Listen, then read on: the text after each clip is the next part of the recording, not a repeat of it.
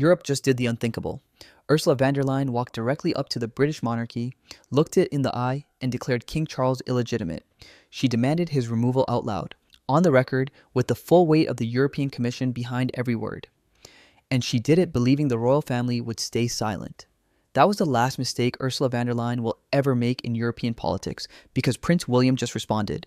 And what he said has every single European leader in emergency sessions tonight. To understand the full magnitude of what just happened, you have to go back to the moment this attack was launched. Because this was not a slip. This was not a misread political signal or a careless comment made in an unguarded moment. What Europe did to King Charles III was deliberate. It was planned. It was coordinated at the highest levels of the European Commission and executed with the clear intention of sending a message to Britain. The message was simple and it was brutal. The British monarchy does not matter. King Charles holds no real authority.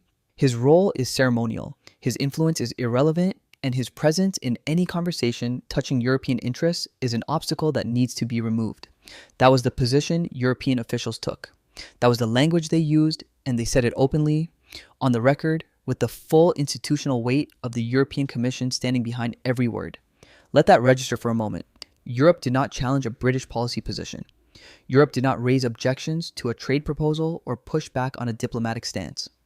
Europe reached into the deepest layer of British national identity, grabbed the institution that the British people have protected, celebrated, and built their national story around for more than 1,000 years, and declared it illegitimate. This was not a political disagreement. This was a direct assault on the soul of the United Kingdom. And the assumption behind that assault was something that reveals exactly how badly Brussels has misread Britain since Brexit. European officials genuinely believed that the royal family would absorb this. They believed that the palace would retreat into its traditional silence, that Prince William would issue nothing more than a carefully worded non-response through a spokesperson, and that the political class would be left to manage the fallout quietly, professionally, and without any real consequences for the people who launched the attack in the first place.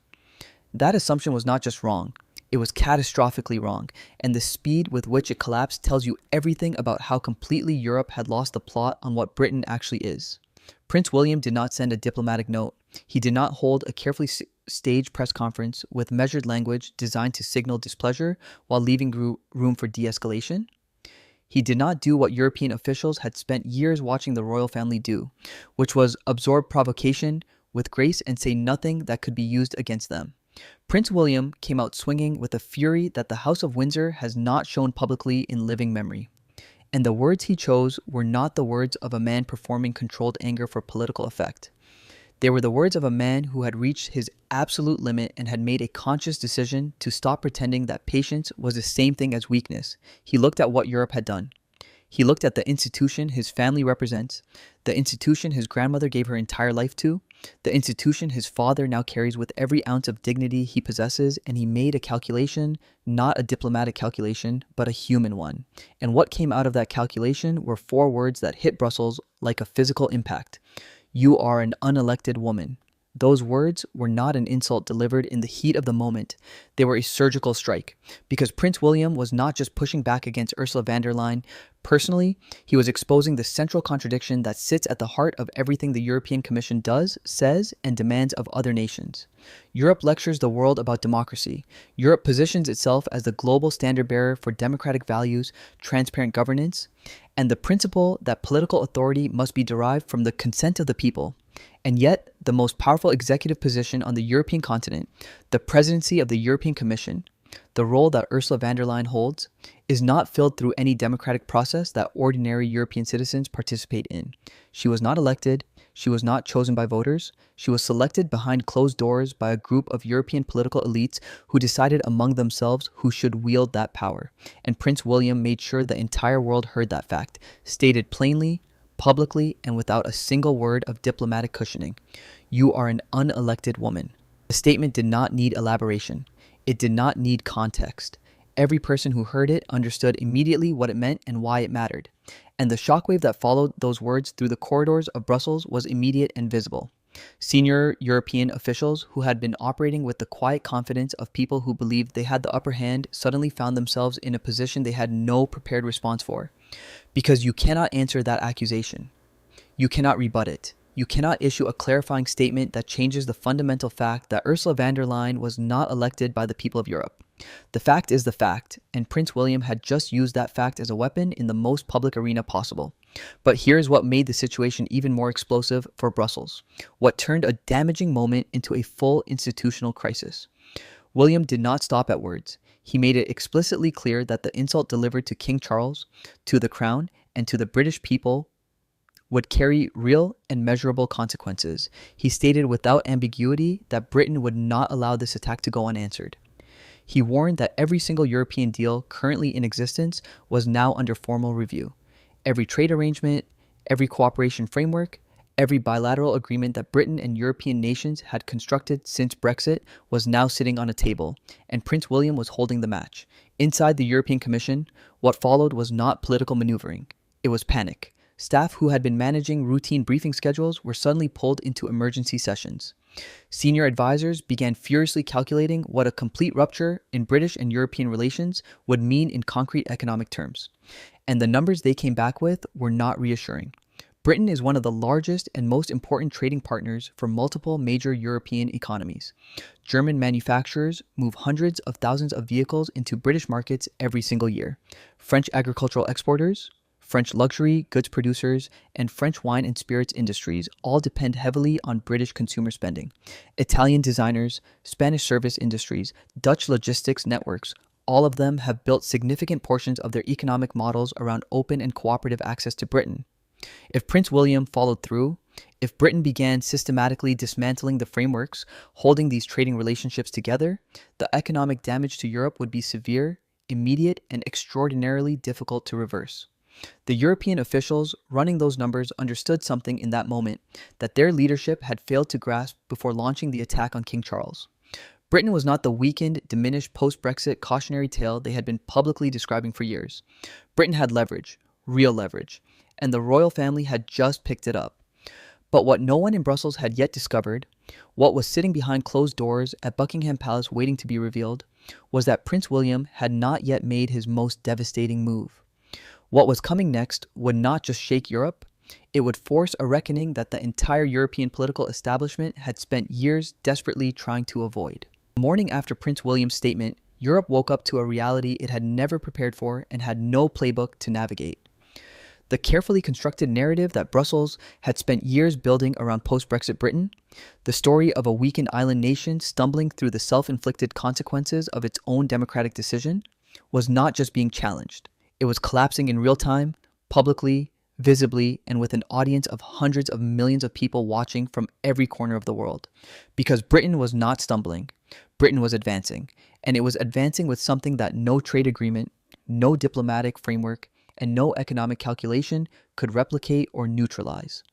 It was advancing with the full moral authority of a royal family that had been publicly humiliated on the world stage and had chosen to respond not with silence, not with carefully managed disappointment, but with steel.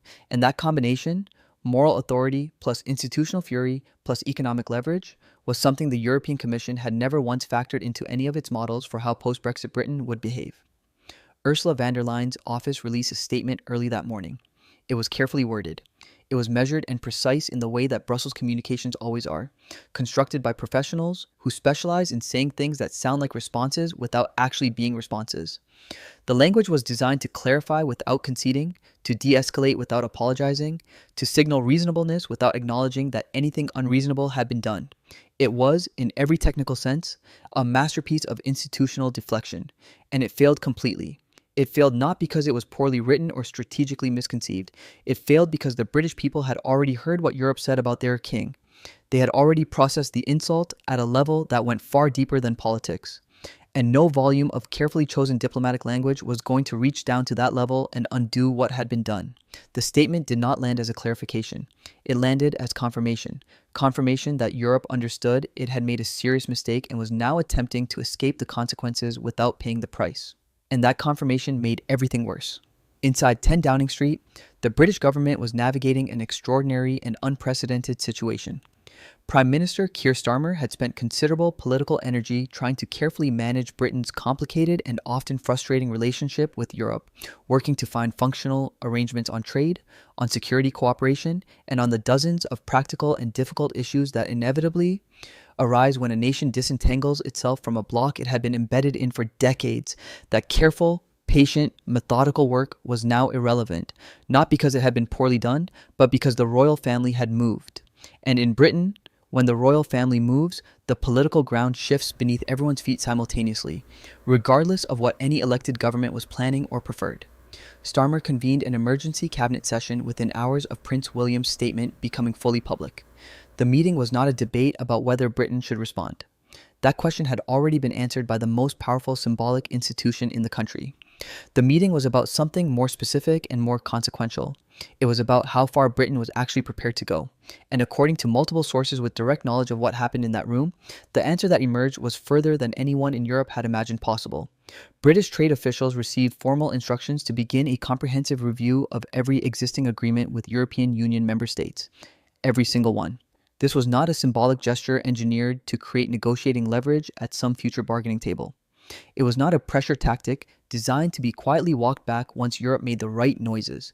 It was a genuine, thorough, and methodically structured examination of which agreements actually served core British interests and which ones could be terminated without causing sufficient damage to Britain itself to make termination politically or economically unacceptable. The scope of that review was enormous. The seriousness with which it was being conducted was unmistakable. And when the preliminary findings from that review landed on the cabinet table within 24 hours, the numbers were remarkable in a way that fundamentally changed the internal British conversation about how much risk this confrontation actually carried. Britain had significantly more flexibility than European leaders had assumed. The economic interdependence that Brussels had always used as an invisible constraint on British behavior, the quiet background pressure that was supposed to keep Britain cooperative and manageable regardless of how provocative European officials chose to be, was measurably weaker than the European Commission had publicly claimed for years. Germany understood this first, and the speed with which German alarm translated into political pressure on Brussels told you everything about the real balance of economic power in this confrontation. The German government, which had maintained a posture of quiet dismissiveness toward British complaints and British interests since Brexit, suddenly found its most powerful industrial lobby not just concerned, but alarmed. Volkswagen, BMW, and Mercedes-Benz collectively export hundreds of thousands of vehicles into British markets every single year. Those exports represent not just revenue, but employment. Not just profit margins, but the political stability of a German government already managing an economy that had been significantly underperforming for years. If Britain began imposing retaliatory trade measures, if British ports started applying friction to German goods at a level that made them genuinely uncompetitive against American and Asian alternatives, the damage would not be abstract. It would be immediate, measurable, and politically catastrophic in a way that the German government could not absorb without serious domestic consequences. French officials were processing the same arithmetic and arriving at the same frightening conclusions. French agricultural exports, French luxury goods, French wine and spirits industries, all of them had built significant revenue assumptions around continued open access to British consumer markets. The British public spends billions every single year on French products. That spending does not evaporate overnight, but it can be redirected. And Prince William's statement had just given every single British consumer a conscious and emotionally charged reason to think very carefully about where their money was going and what it was supporting. But beyond the economics, beyond the trade reviews and the industrial lobbying and the emergency cabinet sessions, something deeper and far more difficult for European leaders to counter was happening across Britain, something that had never appeared in any European Commission risk assessment. Because the people writing those assessments had never genuinely understood what they were dealing with. The British public was uniting behind the crown, not in a manufactured way, not because any politician had asked them to or any media campaign had organized them, but spontaneously, organically, and with a genuine emotional intensity that cuts straight across every political division that normally fractures British public opinion. Social media flooded within hours. Expressions of support for King Charles and Prince William came from people who had never previously expressed strong opinions about the monarchy, from people who had been openly Republican in their views, from people across every region, every age group, and every political affiliation. Because Europe had not attacked the government. Europe had not challenged a policy position that some British people agreed with, and others opposed. Europe had attacked something that belonged to all of them equally, something that predated every living person in the country, something that had stood through world wars and empire and transformation and loss and had remained.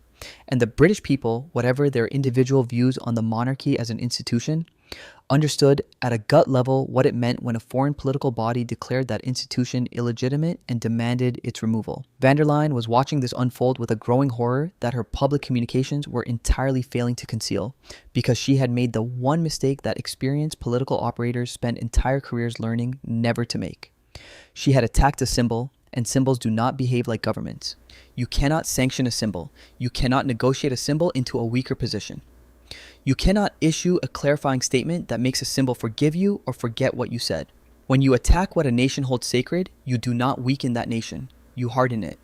You strip away every internal disagreement and division, and you give an entire people a single shared clarifying point of unity that no political speech, no election campaign, and no policy platform could ever manufacture from scratch.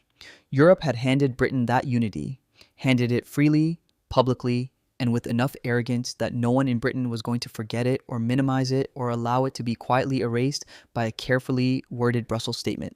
And now, with the British government formally reviewing every trade agreement, with the royal family refusing to stand down, and with the British public fully and furiously mobilized, van der Leyen was facing a decision that her entire political career had never once prepared her to make. But what she did not yet know, what was still sitting behind closed doors and had not yet been revealed to anyone outside the innermost circle of the royal family, was that Prince William had been holding something back, something that made every threat already delivered look like a warning shot. And when it finally came out, nothing in European politics was ever going to look the same again. The world is watching, and the clock is ticking. Europe attacked the wrong institution, and Prince William is not finished. What he is about to reveal will force van der Leyen into a corner she cannot escape from. Subscribe right now and turn on notifications, because we are tracking every development in real time. Comment below, do you think van der Leyen will resign, or will Europe double down? The mainstream media will not tell you the truth. We will. Thank you.